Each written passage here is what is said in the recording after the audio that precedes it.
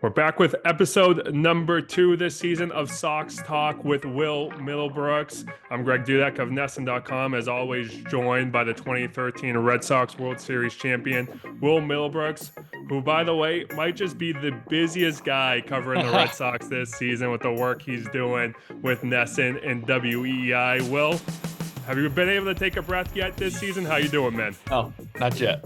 Not yet, but it's just how I like it, right? This is a fun team, so it's been pretty easy to stay upbeat. You know, obviously they went on that 4-game skid early on, and I'm like, maybe it's me. You know, what's going on? You know, we're in Texas, which is fun to start the season there for me because all my family's not far from Dallas, so I got to see everybody. Then we go to Baltimore. It's like take 2 out of 3 there, and you're like, okay. You know, Rafi starts having better at bats. Some guys start heating up. Casas goes deep. Bregman goes deep. You're like, all right, here we go. And then come home and do work against the Cardinals. So it's been a lot of fun. Yeah, you're definitely, someone great to talk to because you're dialed in. You've been there, right? Pretty much every game, right? So Every far game. this Every season. game. I'll Like I'll go home after this Toronto series okay. for about 2.5 days while the team goes to Chicago. And then I'll meet them back in Tampa for like 18 days. The life grind never stops. Grind I just don't want it to stop. I love it. I love my kids. I need to go see my kids. And, you know, once the summer gets here and they're out of school, they'll be up here with me a lot. So it'll be a lot better. awesome, man. Well, let's dive right into it. Talk about the Sox. Been an interesting, first 4 series now that they've played. What to you has been the most noteworthy development through these first series? What's standing out to you? It's got to be the offense. I mean, the offense is got an opportunity to be the best in baseball, right? If these guys stay healthy, last night, game 1 against Toronto, the offense didn't do a lot. You know, they had the 18-run game, 20 plus hits the day before in game 2 of that doubleheader against St. Louis, where everybody just went off. But yesterday it was really cold. You know, I can tell you that even from the booth, and I wasn't having to be out there in the mist, and I think the wind chill was around 29, 30 degrees. So I Not wasn't having to baseball hit, weather. and Jose Barrios was locked in, right? He was just filling it up. He understood it was hard to hit, and he was just filling up the zone, and guys were just getting themselves out. But this offense, really from top to bottom, once you can get Rafaela rolling, it's really going to be 1 through 9 because there's really no hole outside of right now, Rafael at the bottom. Just he's starting to have better at bats. He's starting to walk some, which is a really good sign for him. I feel like the hits will start to come. You saw the play in center he made against the bullpen wall in Amazing. game 1 against Toronto, which was amazing. So he can still impact the game a lot, but you need him on base to use his speed and use that dynamic ability to go first to third, steal bases, and put pressure on defenses. That's Alex Cora way. But to the original point, they can hit homers, they can hit for average, they can steal bases, they can run.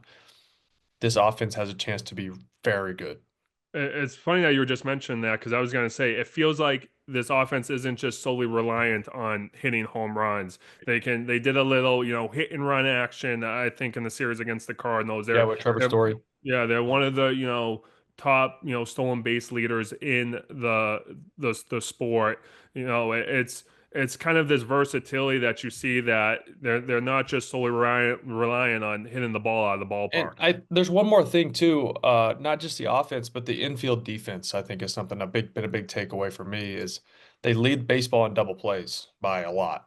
That's huge for your pitching. You know, the starting pitching hasn't exactly been great. They've been okay so far. Crochet is obviously a different beast. He's an ace. Yeah. We'll get into that a little later, but um, starting pitching has, pretty much given them a chance to win, coming in 5, 6 innings, 3 or 4 runs, nothing terrible, but like if the offense is rolling, you're fine. But if you have games like last night where game one against Toronto, where Barrios is locked in, you give up a few runs, you're not going to win when starting pitching isn't terrible. It's not bad, but giving up 3 or 4 runs is tough in those type games. But the infield defense has been phenomenal. I mean, the addition of Bregman at third obviously helps Trevor Story. Hamilton and Campbell combination at second base has been pretty good defensively. Been really impressed with Kristian Campbell, actually. Just his adjustments as quick as he's made them at second base since he really started playing it a lot in spring training. And then Tristan has obviously made some strides over at first, picking some down low. He's looked much better on those. So yeah, I wanted to talk to you about the defense because to me, that's something that has kind of gone under the radar a little bit. Like we talked about the offense, the pitching, Rafael Devers' slump, which we'll get into, the addition of Bregman, which we'll get into later as well. To me, the defense and like you said, specifically that infield defense was going under the radar. And to me, it's passing the eye test because it just feels so much better than years past. But you look at the stats, they're still, up there in errors already this season. I mean, is that something that you think is, just kind of, you know, just the errors are just kind of happening? Is it not really dictating or illustrating what type the improvements they've made, I guess I Yeah. should say, on the defensive A handful of those front? errors have actually been on tough plays. They could have gone either way. Bregman coming in on bare hand play and throwing it away, or Yeah, Costas not making a pick on a tough play, which is just kind of baseball plays that happen. Obviously, he had the Campbell play up the middle where he was trying to get the force play at second. He kind of fumbled it. That was a yeah, tough play up the middle, but a play he'll tell you he should have made. But I think part of it too is you're going to make more errors the more balls you can get to. And this infield with Story and Bregman and Campbell has a lot more range. So they're going to get to a lot more balls that are going to make tough throws to first base, and you're going to have errors, and you're going to have you have a young guy at second base still learning second base. There's going to be a learning curve there for him. But with a third baseman like Bregman who just simply gets to more balls, especially down the line and in the six hole, which Raffy didn't really have a lot of range to his glove side, that six hole between shortstop and third base. That's a tough play for a third baseman. So you're going to see some errors on those as well. But to your point, the eye test is there. I mean, big double plays have been there. There's been plays made already in the first three or four series of the season that we've all looked at each other and go, those plays weren't made last year. So they're a completely different team and a much better team with the defensive alignment they have right now. yeah. The double plays have been something. If they're not leading the league in double plays, they're right up there, and definitely helping out my guy Sean Newcomb. Have to get a Sean Newcomb reference, He in got in some the big ones in Baltimore in his yeah, first start huge. where, Yeah, things weren't yeah. going great, Second, but third, fourth innings. yeah, exactly. 3 innings in a row. Boom, boom, boom. That saved him. Yeah, absolutely. Is there anything else under the radar you feel like with this team so far that's not getting enough play? Um, Jarren Duran's numbers don't dictate how well he's been swinging the bat. Okay. There have been some strikeouts for him, but there was like a 3 for 20 skid he went on that took his average way down. It's early, I get it, but um, in that span of those 20 at bats, he had like 7 or 8 lineouts, like hard to left field, center field, shortstop. Like he's smoking the ball, letting it get deep, driving the other way, and just not getting hits. And you're looking up and seeing 200 batting average. He got 2 doubles yesterday, which helps boost that, and a couple hits before that. So they're finally starting to find some green out there for him. And I talked to him yesterday, and he's like, I just got to not hit the ball hard. When I don't hit the ball hard, it falls. When I smoke a ball, it goes right to a defender. So he's in a good spot mentally with it. And at this point in his career, he's handling all that a much better. Absolutely. Use that speed to his advantage too. Yes. If he just if he can just blue, you could see it with the Blue Jays, the first game of the series. They were like all over it with, he hits that ball off the wall, I think in the first inning, right? Was it? And he's looking for third potentially, and they got guys all over the Right. field moving to Well, make then he hits sure. us like a routine single to right field to George Springer, and he gets to second base with hardly any problem at all. He slides in, but it wasn't a close play at all. His speed is so different. That's why he led the league in doubles, right? Yeah, it's crazy, crazy. But looking at another hitter in the lineup or right next to him, right who comes right after him in the lineup, Rafael Devers. Obviously, much was made about the way Yeah. his season started, right? And now he's turned it around. Started 0 for 21 with 15 Ks, I believe. Now 10 for his last nine, one home run, seven RBIs. Alex Cora said, when Rafi's at his best, he's going to left center field, and it feels like that's all he's doing now is pounding the monster. What did you first just kind of make of his slump, and what have you seen from him to turn things around? Well, it was a combination of things. It ended up being just, I guess you'd say, the perfect storm for a hitter like that to make that little of contact. Obviously, the lack of at bats in spring training. He didn't swing a bat until he got to Fort Myers. Then he was delayed starting for whatever reason, with the shoulder and other things going on. And he got 15 at bats in spring. And that's just not going to cut it. You need 40 at least, 40 to 50 at bats to feel pretty comfortable. And he had a deficiency with his setup, and his mechanics were off. But when you only have a handful of at bats in spring training, you don't really have time to work through those things. You're just trying to get timing, and you're not really breaking down your mechanics because you don't know if you feel right or not because you just know you're uncomfortable still, and you don't know why, but you just chalk it up to I only have 10, 15 at bats. So it gets into the regular season. We see all the swing and miss, and we finally get video breakdown of the setup and how much more open he is, how much that right foot that's open is also pulled back towards the catcher. So he really didn't have a good base. He wasn't really loading into his backside, and it all hitting's timing. You know that. You know it's he has this internal timing in his head for what his body when it needs to start when the pitcher starts his movements and this and that. And he had that same timing, yet his body was taking longer to get his front foot down.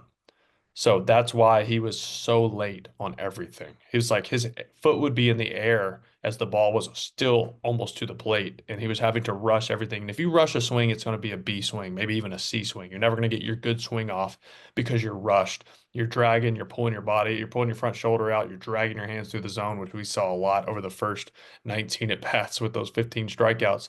But then it really just takes one. It takes one swing where everything times up and you go, oh, that's what it's supposed to feel like. And it was a combination of his coaching staff and his teammates and guys working with his mechanics and saying, no, like this is where you used to be. And him being receptive to those guys and saying, okay, like if I put ego and pride aside, you guys got to help me. And that's what he did. He was a good teammate through all of it. He was great in the clubhouse. He always still had a smile on his face somehow. You know, that's Yeah. really hard as a ball player to go through moments like that, especially after all the distraction of spring training and obviously the money he's making. There's a lot of pressure on a guy to perform. So he got out of it. He leaned on the right guys, Pete Fatsy and Bregman and these guys all working with him. Got his timing right, and I'd say he's back now. So like when you hear people, comment, whether it's in the media or just fans being like, "Hey, this slump is because he moved from third base to DH and he's upset, or he's Yeah, he's yeah, it's not in because of a shape." broken heart. Yeah. Yeah. Dumbest thing I've ever heard. The guy's just going through a little bit of slump, and I think Corey made a good point at one point. If this happens in June, July, August, people just think it's a midseason slump, but because it happened beginning of the season, all eyes were on the team I right from the bat. I can't wait. I kept a lot of receipts. I'm kind of that person sometimes when things like this happen. And I can't wait to look back when he's got 25, 30 homers, 85, 95 RBIs and go, remember when everyone wanted to trade Rafael Devers because he had a bad 5 games? 5 games. It was legit 5 games, and now Five we. games, dude. It's 5 games. He's one of the best left-handed bats in the game, and we're talking about trading a guy because he had a 5 game skid because everyone thinks he just has a bad attitude when they couldn't be more wrong. Did it initially bother him at the beginning of camp when all this happened? Of course it did. He signed to be the third baseman for the rest of his career. Did he get over it quickly? Yeah, he did. That's what Alex Cora's job is. That's what his teammate's job is. That's part of this. He's still a human. He's still a man, and takes pride in what he does. Look, he put a lot of work into getting better and better at third base. We can't sit here and say he didn't get better as the years progressed. Was he ever going to be an above average third baseman defensively? No. But he was going to drive in so many runs, it didn't matter. He could just be okay at third base, make the routine Exactly. plays. Now, is it a lot different having a Gold Glover over there now? Absolutely. This is a better team because of it. And Rafi realizes that because at the end of the day, it's about winning. It's about putting another ring on his finger. And that's something he had to get past. And that is part of being a human being. And he's past it. And that had nothing to do with his struggles. His struggles had to do with he wasn't ready to play, Yeah. period. And Yeah. now he's locked back in. You mentioned, someone with Rafi, obviously Bregman comes up with that, and it feels like just the presence of him, and like we've talked about, you've been around the team throughout the start of this season. It feels like his presence has really rubbed off on the team. I don't know. Is that the feeling? That's the feeling I get, Yeah. watching from home. Are you seeing the same things? What kind of difference has he made already with this ball club?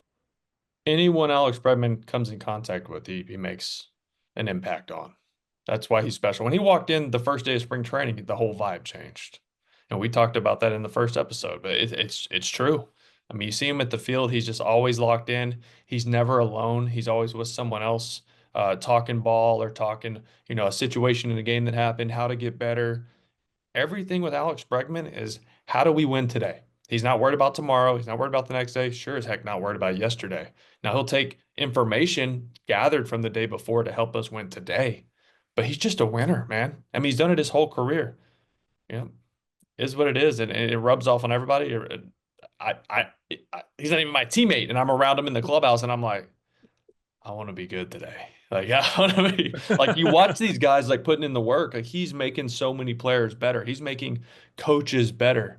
It's not just the players, it's everyone around them. And that's why he was brought in, right? This is what you want when you sign a guy like that for that much money, 40 million or 20 million, because half of it's deferred, right? But Yeah.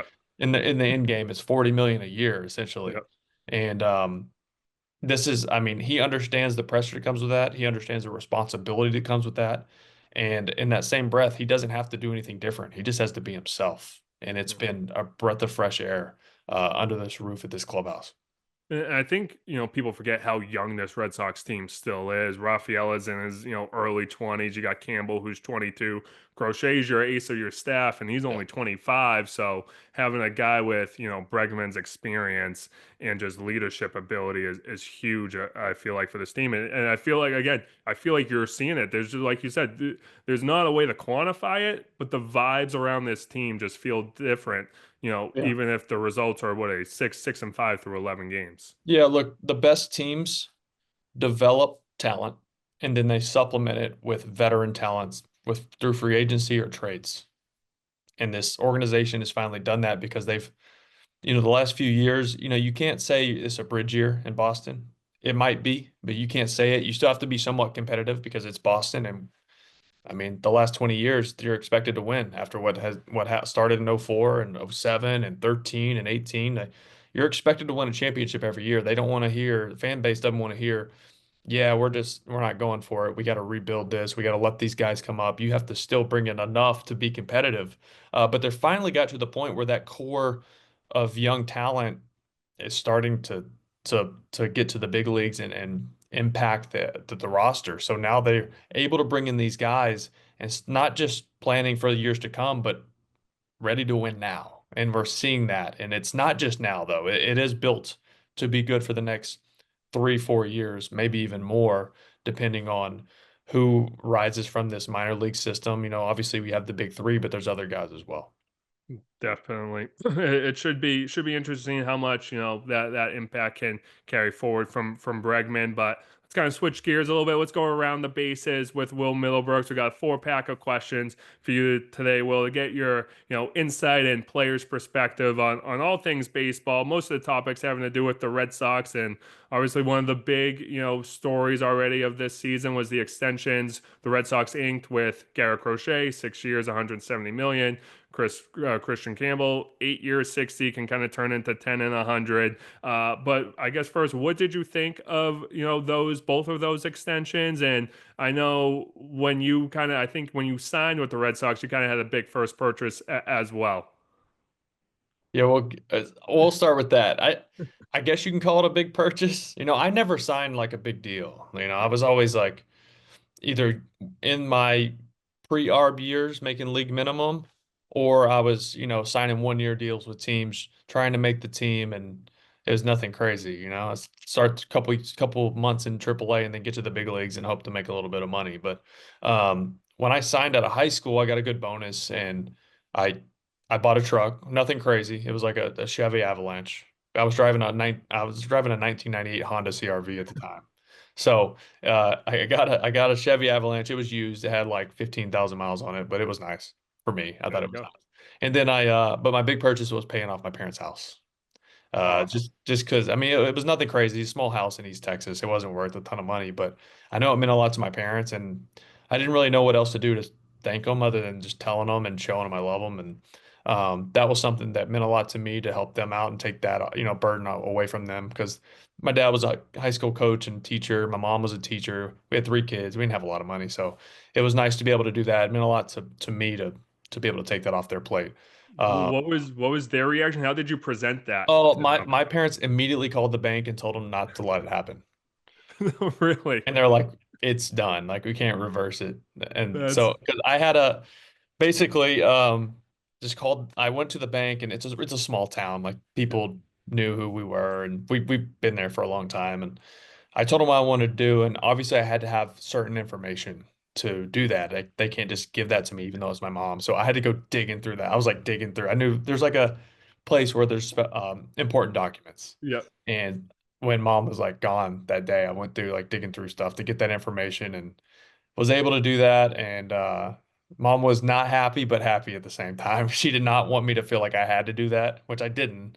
But it was still really cool to she eventually got past the anger and was immediately crying and all that. So it was a pretty special moment for me and my family. But I gotta say, Crochet money and Campbell money is probably a little different A little different. than what I had.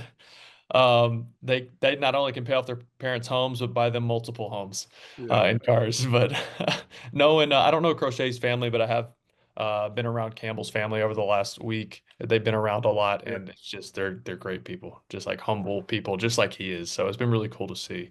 But initial reaction on those deals were, I think they can both be steals. Obviously the verdict's still out on Crochet as a starter. He had 1 year as a starter last year, really.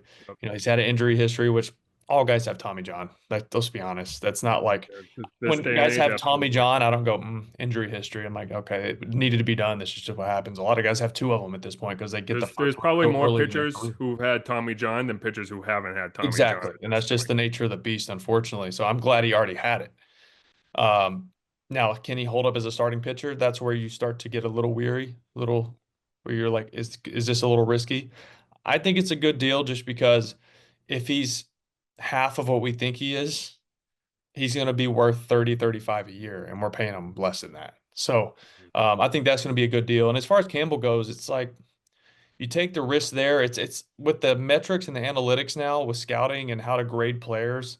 The crystal ball is a little more clear on what you think guys can be just based off of their attributes and the way they swing the bat, their movements of their body. You can compare them to other people, and I mean, you get to know the person too, which is a big part of when you sign a guy of how hard they work, their work ethic.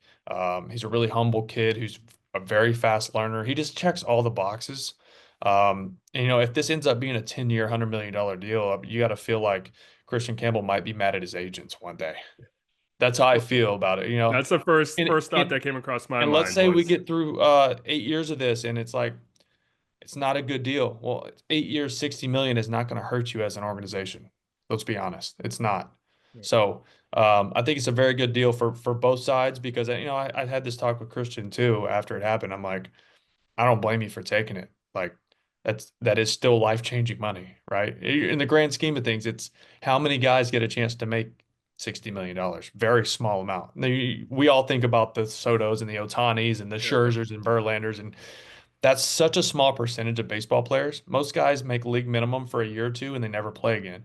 Or in my case, you have terrible injuries that happen, or one play, your career's over. And I wish I had money to fall back on, but now I'm going to be a broadcaster till I'm 95. That's a long way to go. Hey, we'll still be tuning in though. 95 Will Middlebrooks chiming in on the Red Sox NESN broadcast. By That'll then, be a the treat. filter will be long gone. Who knows what will be coming out of my mouth? Perfect.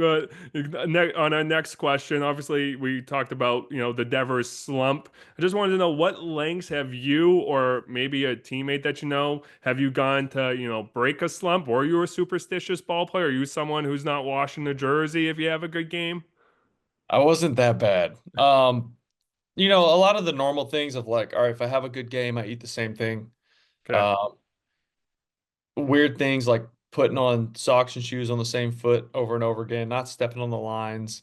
Um, when things would be going bad, you start changing up the way your uniform looks. Like you wear your pants up, you wear Yeah. sweatbands, you don't wear sweatbands. You just do the opposite of what you did the last few games when things didn't work. That's why you'll see guys with their pants up, pants Yeah. down. I feel like we've Uh, seen that a lot already early this season, yeah, whether yeah, it's yeah, yeah. Tanner That's a real or thing. It's Devers. just for you got to trick yourself because you do this thing every day. So you trick yourself. And it goes both ways. When things are going well, you're like, I'm going to stick with this because mentally I want to feel just how I felt yesterday when I had 3 hits.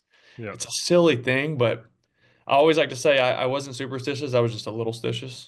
I Michael wasn't Scott, baby. It's it. That's it. And I wasn't crazy about it, but I would try to replicate like a feeling, just because it gets a little monotonous and repetitive, and you're doing the same thing every day. And if you can somehow find that same feeling, that's what you're searching for, a feeling. That's all it is. That gets you just mentally locked into feeling like the same you did when you were playing well. And then if you're playing crappy, you just want to find the complete opposite feeling. It's Yeah, as simple as that. it's like Hunter Dobbins. I guess his superstition was he drinks a Dr. Pepper Dr. Pepper. before That's a every game. Texas boy for you. That's a Texas boy for you. Yeah. That's crazy. You never think of this guy's just chugging a Dr. Pepper before a game. Yeah. I mean, I'm trying to think if I had anything specific. I never had anything specific, honestly. It changed all the time. Yeah, Trying, and you got me, put me on the spot. I'm trying to think if guys had certain things. I was gonna In say, do you ever? 13, we had a lot of just psychopaths on the team. So I mean, Well, you guys all grow out your beards, right? we That's brought our kind of beards. There might have been like certain times where we were shotgunning beers before games. Just to get off a losing streak. There may or may not. I can't tell you yes or no, but there might have been times where those type things happen. But yeah. that was more about just camaraderie and the boys getting together, and then you go out there and you feel even more like a closely knit unit, and it worked. So that's one way to get things going in the right direction and get the good vibes going, right? Another kind of big storyline coming up early in the season is this Red Sox documentary coming out on Netflix on Tuesday. I guess just didn't know if you had any feelings about the documentary, I and got a lot of as feelings about it. as a baseball player who is so used to the camera being around them, it's probably even more so now when you're a player. Even the ESPN telecast on Sunday night, you got these guys mic'd up in the outfield as they're trying to play a game, which I Right. think is a little And they pay you a overboard. lot of money to do that. I'm, I'm, I I'm never sure. got to do it. I wasn't good enough, but they'll pay you like upwards of 25, 30 grand to do that. Wow. Okay. Okay. Maybe I'll stick the Put mic two on me mics then. on me for all you want. I'll do it the whole game, you know? But I guess your feelings on the documentary, and what's that like, for the camera, I guess, for these guys to, I guess, just always be in their face. And of course, this documentary was on last year's 2024 team. Yeah, talking to the guys at first, it was obviously weird, but once they got, a couple weeks into it in spring training, it just kind of fades into the black, right? It's just part of it, and just going, and that's what makes these shows good is guys just forget it's there sometimes, and they're their true authentic self. And I've had a chance to watch it over the last week. They let some of us, get a look at it a little early. Yeah, you were one of the special ones who One got of the special ones. But it's very good. It really peels back the layers on some guys, Tristan Casas, but most importantly, Jarren Duran. And you could, some of that has already come out yeah. about went on with him after 21 and 22 and having tough times, fighting some mental stuff. And I think he's very brave and courageous for what he's coming out and doing because Alex Cora said it best. He's going to literally save lives, and we've seen a Absolutely. peak in call centers and all that already within 24 hours of that Yeah, the happening of Samaritans of people calling Massachusetts. in and saying, "Hey, I saw this. I want to talk to somebody. I want to get help." And that's what it's about, man. I mean, people forget these are human beings and they go through a lot of the same stuff as everyday people who aren't professional athletes. And for some reason people and I understand it. Like people think these athletes it's just all rainbows and unicorns and it's perfect and it's all relative, right? You're still a human being, you still have feelings, you have a lot of pressure on you, and it takes a lot for you to get through tough times when you're a young player. If you feel like you don't have support and when you don't play well and the city's on you, and that's part of it. I'm not faulting anyone for what happened with Jarren, um, just because this is I always tell people this is the best place to win, is the worst place to lose. And it affects everyone differently. And thank God everything worked out with Jarren the way it did.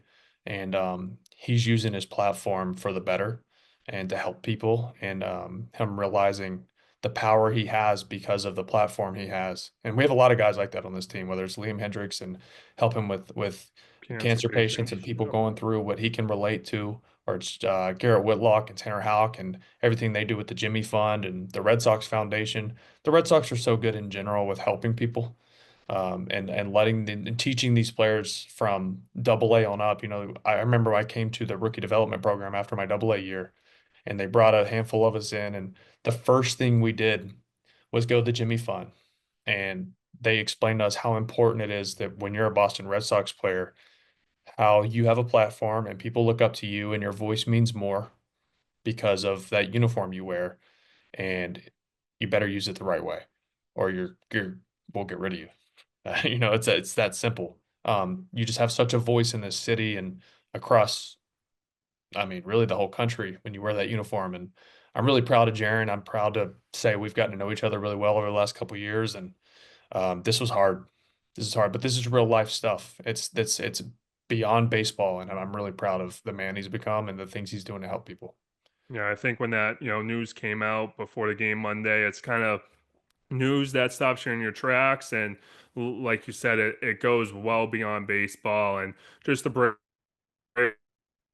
that he showed to share that and be open about it. And he's been open about his mental health struggles. His impact is going to go well beyond the field, like Alex Cora said. Yeah, Now, obviously, absolutely. I know it's tough to transition from that, but into our last question, talking about early season games at Fenway Park. The Oof, weather's not always the best, oof. this time of year in Boston. I mean, how did you stay, warm? It sounds like there might have been some beverages taken before games, like you were Ah, talking about earlier. That's one way to do it. How did you kind of stay warm? Is it tough for, a Texas guy like you to deal with, 30, 40-degree weather, it up is here tough. in April at Fenway? It doesn't matter where you're from. It's tough to play baseball and anything in the 40s or below. And right now, what these guys are playing with, I think tonight the wind chill in game two against Toronto, the wind chill is supposed to be in the low 20s, high teens because it's like 30 to 40 mile per hour winds. It's going to be ridiculous. I mean, the Blue Jays players got to be feeling not great about Garrett Crochet on the mound, but No. it affects the pitchers too. I mean, you really can't grip the ball, and in today's day and age, you can't use sticky stuff, right? You can't add any sunscreen or rosin to make it a little more sticky. Um, the hard part with you, all you have is rosin, and if you don't have moisture, the rosin doesn't activate. You're not sweating much, so it's Mhm. hard to get the rosin almost becomes slick because it's just like dust at that point. So you're having to like you'll see guys go to their mouth a lot to get spit to make the As rosin Richard Fitz sticky. was saying, he did that a Yeah, lot it's last really night. tough. We saw Whitlock and when was it? It was game one of the doubleheader Sunday, against St. yeah. Louis, and he had no control. His fastball was down 2 miles an hour, and that's just all grip. When it's windy and cold, the ball's slippery, and you're really having to like choke it to like hold the ball, and it affects your command and your velocity. But um, I mean, I just bundled up. I would wear a couple undershirts, and you're out there moving around. There's heaters in there. If you're out in the field moving around, you're not thinking about it as much. Uh, Pedroia and Uke used to always cover their bodies in Vaseline. Yeah, you're sharing that story on the Yeah, broadcast. that was I never could do it. I tried it once, but I just felt like gross. Like I felt off because I could just feel like gunk, like slippery, Ugh, like not a gel good in my feeling. body. Yeah, it works because it clogs your pores and you don't sweat at all, so you don't get colder. So I couldn't do it. Wasn't for me. But those guys were psychopaths. So is that something like when you said you're wearing multiple layers? I'm just curious. Is that something where you're asking the equipment manager before game? Is that something Yeah. that you just have in your Yeah, most of the locker? time when you get to Boston, you already have like a couple like, Nike like long sleeve shirts. A lot of times they'll hand out like they have the thicker ones for really cold weather that you can wear. Now they have like those masks that you see guys put on and Yep. like Rafi wears it around his neck. It's like a fashion statement, I guess. I don't know. You can wear like the tights under your pants too. So I mean you can put plenty of stuff on to be fine. But the hitting, gripping the ball is one thing, hitting is awful. If you Yeah. don't square it up perfect, it hurts so bad. It hurts. You hit a ball off the end, or you get jammed in a normal day. You get the bumblebee fingers, right? Yeah. It shocks you a little bit. But you do it when it's cold. It's like you fill it all the way up to your elbow. You get it. Oh, it's not fun. So, moral of the story: you better square it up. Better hit the ball well. Right. And hope the wind doesn't Oh knock it man. down. Oh yeah. The wind is crazy. But one more thing, Will, before we go, I just have to ask because it just popped in my head. New home run celebration, the Wally head. You in or are you out on it? I'm totally in. That's Oh, awesome. I think I might be out actually. I like the laundry cart. I'm a laundry You cart can't do the guy. same thing. I know you can. I know that's Kevin Plawke's thing, All right, but I'm gonna put you on a spot then. What would you rather? I don't know. That's the thing. I haven't come up with one yet, but See, I that's guess, so Boston. You're like, I'm just gonna hate it to hate it. yeah, pretty much. I think it's funny. I think it's unique. And I think the story behind it's cool with Jarren kind of going to Raquel Ferreira and saying, "Hey, can you help me do this? I think this would be hilarious." And she basically said, "I can't make any promises." And then it showed up and Wally like presented it to Jarren. Yeah, that was Um, funny. it's funny too because it looks like Wally, but it also doesn't look like Wally. Yeah. It's like Wally's like drunk cousin, you know? I don't know. It's They- just like or like crazy uncle or something, you know? I like it. We'll have to come up with a name for that then. I know. I'm sure they have one. I'll have to The- ask. I think the- it's cool just because it's unique to Boston and it's fun. And I'm pretty sure it's like a motorcycle helmet that they decorated it the does look outside. like one. I Yeah. think it is. It'd be pretty funny if it had like a visor on it, but we'll see. It's growing on me. It's growing on me. I'll take the home runs. The more homers hit, you'll get over it. Exactly, exactly. Well, this is going to do it for another episode of Sox Talk with Will Middlebrooks. You can catch this episode on YouTube and on NESN.com. As always, Will, appreciate you joining us, and I'm sure we'll get together again at some point, maybe in a couple of weeks. Again, we'll see what storylines are unfolding then. But Will, thanks again. Appreciate it, man. Of course. Thanks, Greg.